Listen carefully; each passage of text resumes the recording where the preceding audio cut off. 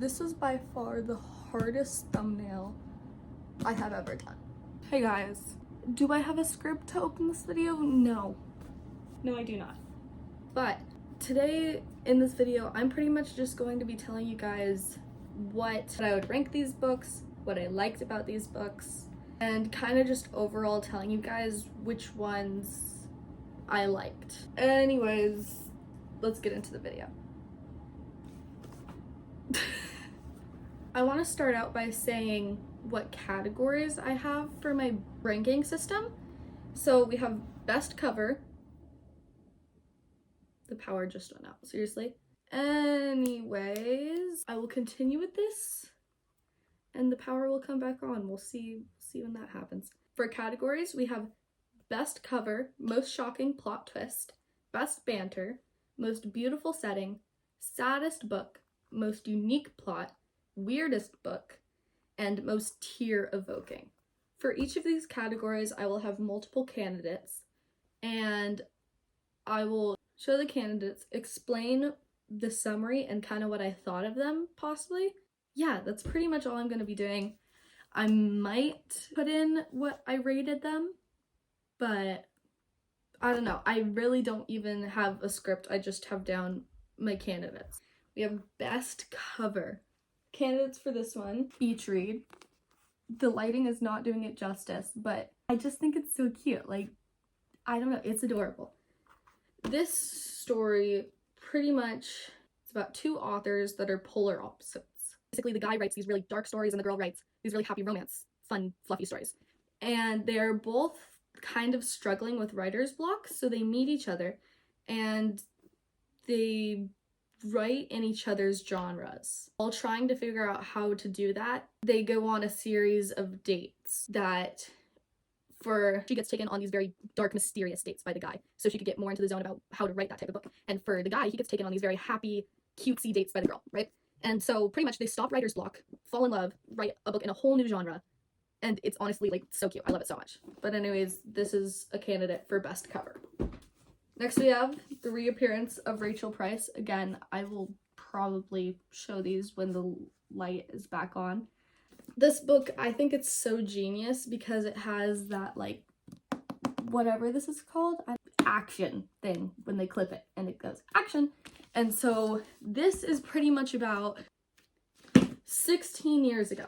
16 years ago, the main character, Belle, her mom disappeared. The last person that saw her was Belle, was her daughter. And she was only 2 at that point, so she has no recollection of this. Now, some people, they have come and they are asking to basically make a documentary show about Rachel Price, the mom that's went missing. While they're documenting the show, the daughter, Belle, runs into her mom, Rachel Price, just while she's driving down the road. I don't quite remember it, but she finds her mom and she is so skeptical that this is not her mom. Why her mom has been gone for 16 years and finally comes back, like the mom won't talk about it. And so the daughter doesn't believe her, but everybody else is so happy to have the mom back. And so basically it follows the mom and the daughter and then the family being documented for the show while the daughter really doesn't trust that this is her mom at all. So it is a great story, lots of plot twists. It's by Holly Jackson, one of my favorite writers. Love her so much. And yeah, this is one of the nominees for best cover. Then we have Powerless. This is the last book I read, most recent, and even if I had read it at the beginning of the year, I think I would still be just as obsessed as I am right now with this book. I love this book. It follows the character Peyton, and I'm pretty sure that's how you pronounce it. Follows the character Peyton. She is a ordinary in Power's back on. The story Powerless, it's kind of Hunger Games mixed with Throne of Glass. If you've read both of those books, you'll get it. But like pretty much everybody knows what Hunger Games is. This story follows the character Peyton Gray, and she's an ordinary. Everybody in this kingdom named Isla, everybody there is an elite, or if they're not an elite and they're an ordinary, they're basically in hiding because the king, who is an elite, is trying to kill all the ordinaries off, right? And so Peyton, who is an ordinary, disguises herself as a physic, trying not to get killed. She lives down in this part that's called the slums, and one day, one of the princes of Isla runs into her. She's trying to steal from him because she literally lives in the streets. She steals from him, but like he doesn't notice. They meet each other, they don't leave each other's minds for days, but then later on, Peyton finds out, oh, that was one of the princes of Isla. And she didn't know that. And so there's this thing called the Purging Trials. It is there to showcase the powers of elites. Peyton gets put into this trial, and the Prince of Violet have a little bit of chemistry. There's a lot more in this book than just that overview. I cannot stress this book enough. Please go read it. Ugh, I can't even with this book. It is amazing. And, oh, did I even say the prince's name? There's 2 princes. This prince is the future enforcer named Kai Azer. These are the candidates for best book cover. Here's the thing, I didn't write it down in my script, I just wrote down the candidates, not my actual answer. So now I have to come up with an answer. I'm gonna go with Beach Read. Everybody knows this cover, it's so cute. And so that's why I'm going to put it at the best cover. Beach Read won best cover. Next category, most shocking plot twist. We have a lot here for the nominees. 2 of the nominees are Powerless and the reappearance of Rachel Price, so I won't go through those. The House Across the Lake. Basically, the summary for this one is that how old is she? She's like late 20s, 30s, or maybe early 20s. I read this at the beginning of the year. Her name is Casey, right? And so this girl, she was famous, but then she faced some backlash from the public. So she goes down to her lake house, right? Across the lake is this lovely couple that is perfect in every way possible. The wife is this lovely retired model, she's gorgeous, super sweet, and then the husband is this powerful tech innovator. So they seem like the perfect couple for Casey to take her mind off what the public is saying about her. She basically kind of watches these neighbors out of the fun of it. After watching her neighbors though, she realizes they're not as perfect as they seem. I can't say anything more. The plot twist is absolutely crazy. I doubt there's been a single person that has read this book and that has expected this plot twist. So there's that one. I know so many people have read this book. I'm putting this as a candidate, but personally, I was scrolling on Pinterest and I saw the spoiler for what happened. So this isn't gonna win the best spoiler because I already knew what was going to come, and it was really sad. I feel like everybody knows what this book is at this point, but I will just read the back just cause. If you had been with me, everything would have been different. Autumn and Finn used to be inseparable, but then something changed, or they changed. Now they do their best to ignore each other. Autumn has her boyfriend Jamie and her close-knit group of friends. Finn has become that boy at school, the one everyone wants to be around. That still doesn't stop the way Autumn feels every time she and Finn cross paths, and the growing, nagging thought that maybe things could have been different. Maybe they should be together. And as time passes, Autumn realizes she might not get another chance to make things right before it's too late. Next, again by Holly Jackson, 5 Survive. A beautiful, beautiful, beautiful story. It's exactly what it sounds like. 5 people survive. There are 6 friends, and one of them doesn't make it through the night. They all go out on a camping trip. Their camper ends up getting stuck in a remote area where there's no Wi-Fi, nobody to call for help, and they are simply all there, and 5 survive. This is a beautiful book. So, so, so beautiful. I love it. Holly Jackson, please read her book. She is the author to the Good Girl's Guide to Murder trilogy. If you have not read her books, please do. Scary sometimes, but they're good. The Cruel Prince. Jude was 7 when her parents were murdered, and she and her 2 sisters were stolen away to live in the treacherous High Court of Fae. 10 years later, Jude wants nothing more than to belong there. But many of the Fae despise humans, especially Prince Carden, the youngest and wickedest son of the High King. To win a place at the court, Jude must defy him and face the consequences. Yeah. Honestly, some people could see this plot twist coming, but it was still a really good one. The smallest of Holly Jackson's books, the smallest book I read all year. Some people wouldn't count this as a book. It's really, really, really, really small. Like, just over 100 pages. But this book, the plot twist is absolutely beautiful. I'm just gonna read the back of the book, and if you've read the Good Girl's Guide to Murder trilogy and have not read this yet, it's a need. 6 suspects, 3 hours, 1 murder. Pip is not in the mood for her friend's murder mystery party, especially one that involves 1920s fancy dresses and pretending that their town is an island called Joy. But once the game begins, Pip finds herself drawn into the make-believe world of intrigue, deception, and murder. As Pip plays detective, teasing out the identity of the killer clue by clue, the murder of the fictional Reginald Remy isn't the only case on her mind. This story is set right before Good Girl's Guide to Murder trilogy starts, but it was written after. It doesn't matter when you read this. Personally, I would say read it after the Good Girl's Guide to Murder trilogy. I would want to give it the award, but I can't just because it's only so good because I fell in love with the characters in another series. Again, I did not pick a winner, I just kind of assumed I would figure it out. I'm gonna have to go with The House Across the Lake because there is no way that anybody, and I mean anybody, could see this coming. This is the best plot twist. If you want to be surprised and honestly absolutely weirded out, read this book. Next category is Best Banter. 2 candidates for this one. First one, The Love Hypothesis. It follows the tropes of fake dating and lots of misunderstanding, honestly. It's a professor and a student, but it's a college professor, college student. The college professor is like the youngest one there, so it's okay, and he's not her professor. I will say Allie Hazelwood's books are very spicy, so if you do not want that, do not read this. But the banter between these 2 characters was absolutely beautiful, made you fall in love with their chemistry, and then they actually had good chemistry after the fake dating was done and it went on to real dating, as any of these tropes do. It was just great banter. Next one we have, I have included in all, wait, did I include it in my last one?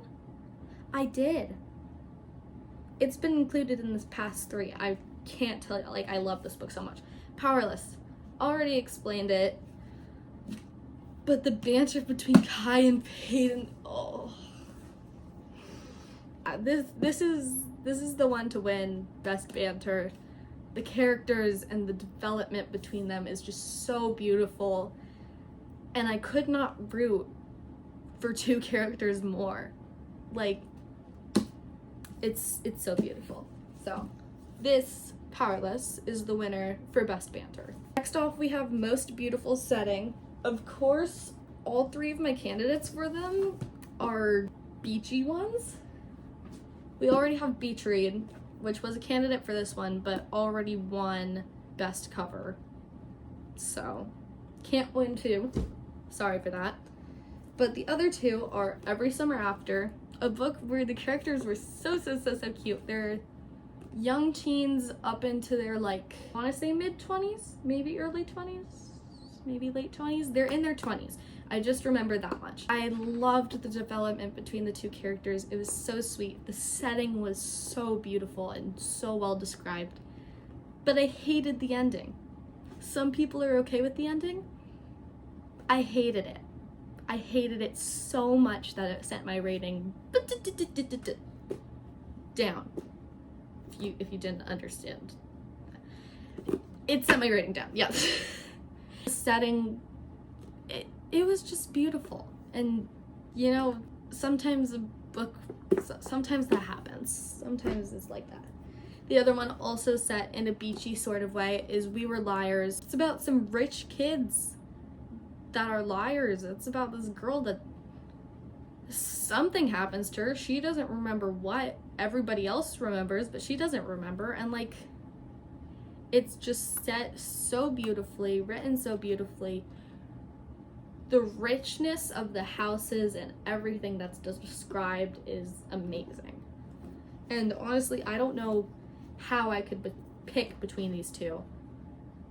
Because they were both, they were good books. They were good-ish books. I'm gonna have to go with Every Summer After because there was never a point where I was confused. This one, I was slightly confused quite a bit of the time, which was kind of how it was supposed to go, but I only after it was like the very last chapter had I actually realized how everything was set up.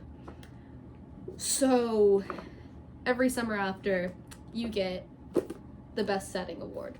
Moving on to the saddest book. Probably the book that hit hardest this year, Girl in Pieces. I loved this book with my entire heart. There was not a single part that I did not like. Trigger warning, just before I explain this, because some people would get mad if I didn't put a trigger warning. This book follows a girl that self-harms, and it is a very deep topic. But the author, she covers a lot of deep topics. I've read one other book of hers, and then I have 2 other books of hers on my Christmas list that I want to read so bad. And she just tackles everything she does so well. This book made me cry. It hit hard. For some people, they'd be absolutely like so disturbed by this book. They wouldn't like it. But I loved this book. I loved it with my entire heart. And it was really sad, but it's beautiful. Honestly, Kathleen Glasgow? I don't know, I pronounce a lot of things wrong. You are probably my favorite author. Another really sad book, we have probably the book that I sped through this book in like 2 days, but at the same time, somehow I didn't like it that much, and I don't really get that. We have Everything, Everything. Live life in a bubble or risk everything for love. My disease is as rare as it is famous. Basically, I'm allergic to the world. I don't leave my house, have not left my house in 17 years. The only people I ever see are my mom and my nurse, Carla. But one day, a moving truck arrives next door. I look out my window and I see him. He's tall, lean, and wearing all black. Black t-shirt, black jeans, black sneakers, and a black knit cap that covers his hair completely. He catches me looking and stares at me. I stare right back. His name is Ollie. Maybe we can't predict the future, but we can predict some things. For example, I, Maddie, am certainly gonna fall in love with Ollie. It's most certainly gonna be a disaster. Honestly, it's such a beautiful book. I can't really explain anything more without spoiling it. Again, by Kathleen Glasgow. The 2 books of hers that I read this year, and then she has 2 others that I hope to read this next year. One tackles drug use. And pretty much, her brother had used drugs. He went to rehab. And her family kind of always focused on her brother, not her. Her oldest sister was always the pretty one, the popular one, the one that always got her parents' attention. The brother got their parents' attention from drug use. And the main character, her, she was just the good child. She was just good. And so her parents didn't worry about her.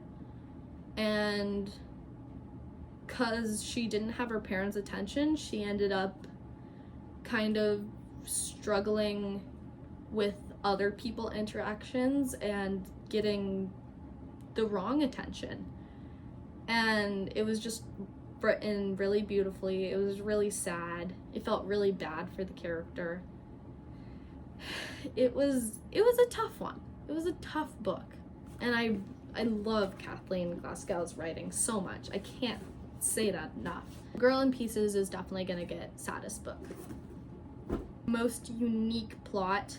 Honestly, I kind of want to put, I didn't have it written down, but I want to put Everything up there, because it was this girl with a disease that was locked in her house. She couldn't see anybody except for her mom and her caretaker, and then she fell in love with this boy, and then I can't spoil anything more. And so yeah, I'm gonna add that on there. And then we have one that I'm not quite done with. I'm actually reading currently, but I wanted to include it in here. The Do-Over. It's about this girl that has the worst Valentine's Day possible. Like, it could get worse, but it's pretty bad. Then she wakes up the next morning, it's Valentine's Day again. And again, and again, and again. And she just, it's horrible. But I think it's so unique. Her life goes up in flames, and then it just keeps going over and over again. Check and Mate. Never ever in my life did I think that chess and romance could collide, but it did. Did I hate it? No. Did I love it? No. It was interesting. I'm just gonna read the back. Mallory Greenleaf is done with chess. Every move counts nowadays. After the sport led to the destruction of her family 4 years earlier, Mallory's focus is on her mom, her sisters, and her dead-end job that keeps the lights on. That is, until she begrudgingly agrees to play one last charity tournament that inadvertently wipes the board with notorious king killer Nolan Sawyer, current world champion and reigning bad boy of chess. Nolan's loss to an unknown rookie shocks everyone, especially Mallory. What's even more confusing? His desire to cross pawns again. What kind of gambit is Nolan playing? The smart move would be to walk away, resign, game over. But Mallory's victory opens up a door to sorely needed cash prizes, and despite everything, she can't help feeling drawn to this magnetic strategist. As she rockets up the ranks, Mallory struggles to keep her family's safety separated from the game that wrecked it in the first place. And as her love for the sport she so desperately wanted to hate begins to rekindle, Mallory quickly realizes that the games aren't only on the board. The spotlight is hotter than she imagined, and the competition can be fiercely attractive and intelligent and infuriating. So she's forced to play chess against him for cash prize that she desperately needs. And in the process, you know, they fall in love. It's kind of weird, but it was new and I liked it and it was good. And then we also have, again, since I love Holly Jackson so much, the reappearance of Rachel Price. I already explained it. It was so good. Again, I do not have a actual winner picked out. That's really great. I'm gonna have to go with the reappearance of Rachel Price, because really, somebody asks to document your family about your mom going missing, and then when the documentary is being filmed, the main character goes out, finds her freaking mom that's been missing for 16 years, and then they include her in the documentary and everybody's just chill and happy. The reappearance of Rachel Price is gonna go get the award of most unique plot. We have weirdest book. I only have one candidate for this one because I really did not like this book. This is probably my least favorite book of the entire year. And some people might fight me on it. Bride by Ellie Hazelwood. It was the most smut-filled book ever, and that's not why I didn't like it. I'm telling you that. That is not why I didn't like it. It was honestly perfectly fine with that, but it was so much that I lost the entire plot. The plot was not there. It's werewolves and vampires. It sounds like it was written off of Wattpad, which sometimes is a fun time, but this was not. This was not a fun time. I mean, it was, but it really wasn't. It really was. It was a weird book. And you're welcome, Ellie Hazelwood, because you got an award for this. Weirdest book goes to Bride. Last candidate we have most tear evoking, so made me cry.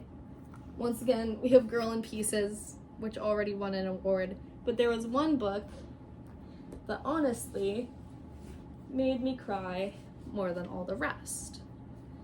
And that book is Maybe Meant to Be. This book, some people I know would absolutely hate because they wouldn't relate to it. I remember I bawled my eyes out. I have a video of myself on my old phone finishing the book and bawling my eyes out so hard. That's why it's gonna win most tear evoking, because really I don't cry to books that often. But this one made me bawl my eyes out and I didn't get why. So Maybe Meant to Be, you get most tear evoking. These were the books that got the awards that I absolutely loved. If you want any YouTube shorts of me recommending books, I will make those. Just comment down below. Hopefully YouTube does not turn off my comments again. Don't know why they keep doing that. But I hope you enjoyed, and yeah, these are the winners. Bye guys!